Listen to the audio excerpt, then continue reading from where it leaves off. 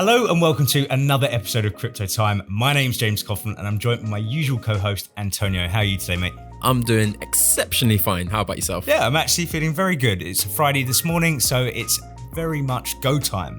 One thing we're going to do is change the format up a little bit for today. We usually go through two really specific bits of news that have happened over the last week or so. Today, we're going to be changing that up a little bit and we're going to be looking at the sentiment of BSV and how it is very much changing at this moment in time. So without further ado, let's kick straight into the episode. I really wanted to start pretty much with N-Chain and exactly what's been happening in relation to patents at the moment, because I think it's a real powerful point. Because if we look at the whole sector at the moment, what my personal opinion is that what we had was Bitcoin that was birthed first. Then we had a whole list of other coins that basically run off very similar technology to Bitcoin with different variances in there. But at the end of the day, we believe, and we've made it very clear on multiple occasions, that Craig Wright, the alias behind the actual white paper himself, is the creator of Bitcoin. What Craig has done with his company N-Chain at this moment in time is go out there and ensure that he's getting all of the work and the technology that he created patented so that he has the rights over that information, which I think is very interesting indeed. Yeah, and again, it's going back to the good old saying of protect what you've created. And that's exactly what the patent game is, because if I'm creating all of this amazing technology that can revolutionize the way that we communicate with each other, the way that we transact in general, you want to be able to protect that IP. Because all you're going to have is another big player, like your Googles, like your Amazons, like your tech firms as well, your Microsofts, Apples, etc. They're just going to come in and actually apply for the patent. Well, it's interesting that you say that. And I think the interesting point is those large companies. One of the large companies out there which has been trying to obviously stamp their name across different technologies within the blockchain space is IBM. Now, it was interesting. Myself and you both attended a event which was called the CC Forum, where Craig Wright was talking about exactly what was happening. Now, the guy that was interviewing Craig Wright in the fireside chat asked Craig the question about IBM, said that IBM have a lot of patents that relate to cryptocurrencies and blockchain technology. Craig Wright then actually corrected the gentleman that asked the question and said, actually, they only really have 2 patents that have been approved, which actually cover technology within the Bitcoin space, which I found very interesting. So one of the big players out there, IBM, who are trying to stamp themselves all over the place in terms of their patents, maybe haven't done it quite as well as N-Chain have. And I think that's interesting. So the points that he came out with, and this is directly quoted from what he mentioned at this event, was that over 826 patents have now been filed, 1,450 patents in the pipeline, and around 200 patents already granted. This is really, really cool stuff. To think that he has, in essence, covered a lot of the industry now, has got to have these smaller projects out there feeling a little bit apprehensive about what they're doing. I'm sure you have an opinion on that. Yeah, and to get one of these approved, people need to realize that it takes a lot of work, a lot of time, and encapsulated in all of that, a lot of money. So you need to really believe what it is that you're doing to even go and protect it in the first place. And that just proves that they are effectively proof of work. Yeah. They're proving everything that they're doing. And not to jump back too far, but the CC Forum event, I wasn't too much of a fan. I liked some of the content that was coming out because you did have some good speakers there.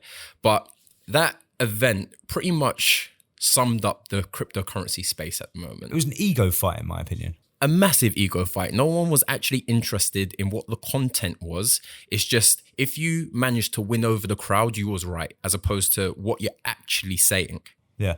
In fact, I actually was very impressed with the way that Craig conducted himself throughout that event as well. I think he had a very professional, demeanor about himself. There was a lot of kind of bickering going on in one of the actual, I think it was 4 or 5 individuals that were sitting on the stage.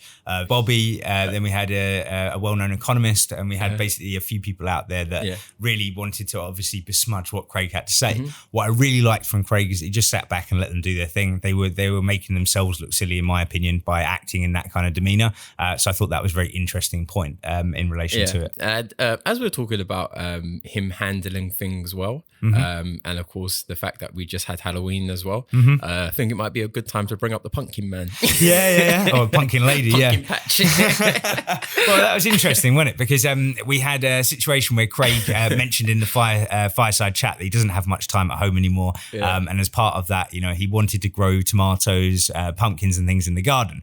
Then what we had is some woman shout out in the background about him being a farmer and how he's a fraud and how he's this and how he's that. And it just summed up a lot of that event for me. It was kind of like trying to besmudge the egos that were out there and all this kind of thing. So it was just interesting to see how that played out, that's for sure. So I think that nicely covers the patent side of things. What I actually wanted to do now was talk a little bit on the halvening. Now, I know yourself and David did a fantastic run through in relation to the actual halvening. I've got my opinions on it, but I definitely think it's a reason why sentiment is certainly changing at the moment towards BSV. What's your views on that? Yeah, it is a major reason, because one thing before we tuck into this, we'll go over it briefly, but I do strongly recommend anyone that actually has an interest into what is really happening with the halvening, go and watch the other video that myself and David, the CTO, done.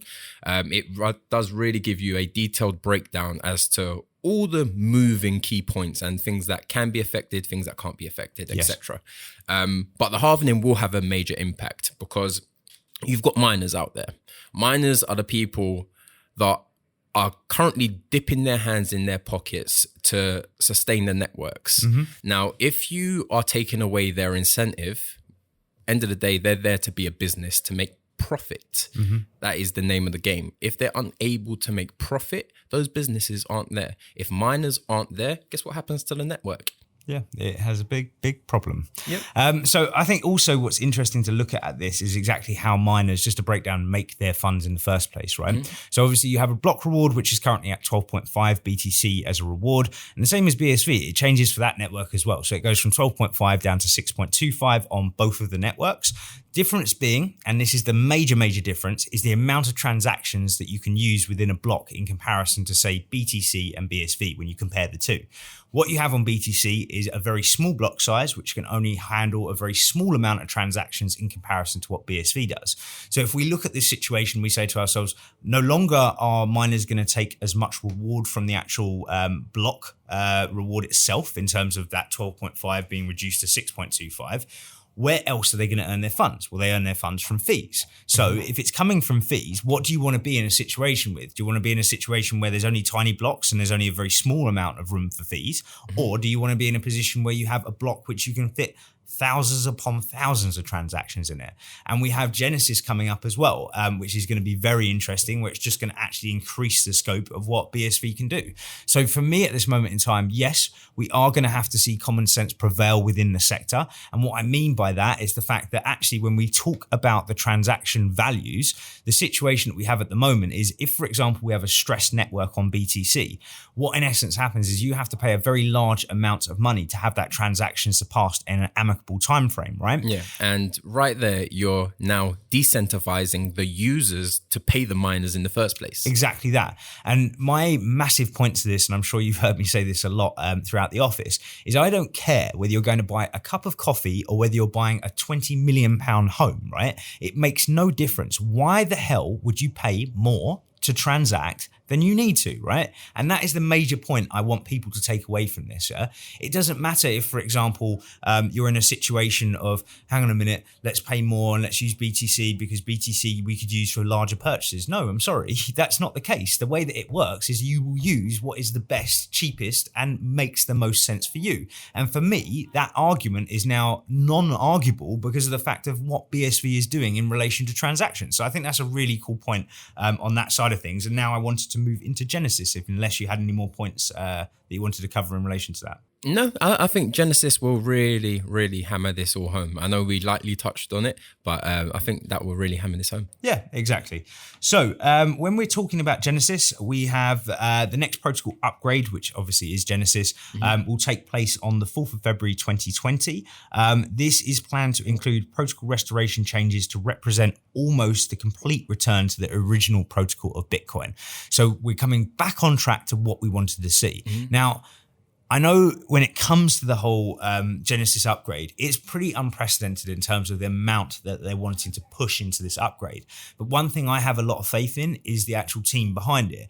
Time and time again, they've shown that they can put themselves up against a very difficult task, and they've proven themselves to actually come through the other side and do it very, very positively indeed. Now, when Steve Shadders turns around and says, we believe we're on track with the roadmap, it's something that I trust and it's something that I believe. And I think there's a very good opportunity where this will keep moving forward in the correct light. And I completely agree. And if we just look at the overall picture, so bird's eye view of how everything is orchestrating at the moment, you have, of course, the Genesis upgrade, which will allow for even more transaction volumes that BSV has capacity for at the moment.